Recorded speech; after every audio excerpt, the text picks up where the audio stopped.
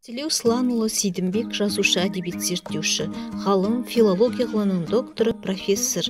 Аққыз повесі Алматы қаласы Атамұра баспасынан 2002 жылы басылып шықты. Аққыз жазушы қаламынан туындаған жаңа тың кейіпкер. Осындай кейіпкерін жазушы да күндестің құлы еткісі келмейді. Сондықтан Аққызға өз серлігі мен батылдылығының арқасында қол жеткізген Наймантайды тудырады. Наймантай да Аққыздың батылдылығын, ақылдылығын, биязылығын, сертке беріктігін құрметтейді. Аққыз да Наймантаймен сөйлесіп, достасып жүріп сынап, оны ұнатады. Бірақ өзі берген уәдені бұзу Аққыз үшін арын аттап өтумен бірдей. Одан соң Наймантай бар амалын салып, Аламан Батырға Аққыздың атынан хат алып келіп, қыздың өтінішін жеткізеді. Батырдың күрең жорғасы мен сауыт сайманымен Таймас байдың ауылына түнделетіп келіп, Аламан Батыр сынды сақал мұрт жалғап қызбен кездеседі.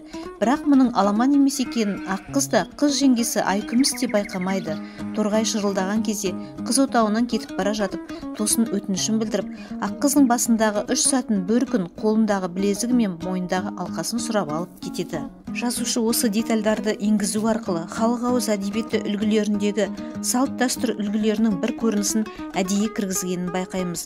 Яғни қыз бала өз отауында болған азаматпен өз қалауымен кездескенінің белгісі екенін ұқтырғандай. Бұл жайында оқиға барысында Аққыз отауында болған азаматтың өзі уәде берген Аламан Батыр емес, Наймантай екенін кеш түсінеді. Сонда ғана Наймантайдың ісіне қорланғандай болған Аққыз жанына ешкімді ертпей жігіт ауылына Ақбоз атқа отырып, ақ найзасын алып жалғыз аттанады.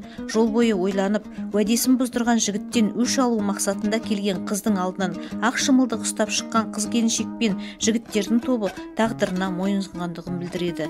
Жазушы суреттегендей, ақ ниеттей ақ жібек шымылдық тақалғанда Аққыз шолақ найзасын ақ шоқының басына қалдырып атынан түседі. Арын аттай алмаған Аққыз Ағадыр еліне келін атанады.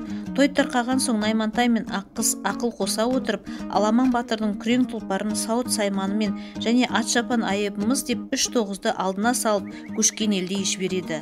Ал Аламан Батыр болса сәлемшіге Наймантай мен Аққызға айта барыңдар, бақтары ашылсын, өз маңдайымның тайқылығынан көрмесем, екеуіңе де артар өкпем, тағар кінәм болмай отыр, 2 жас бақытты болсын деп сәлем айтады.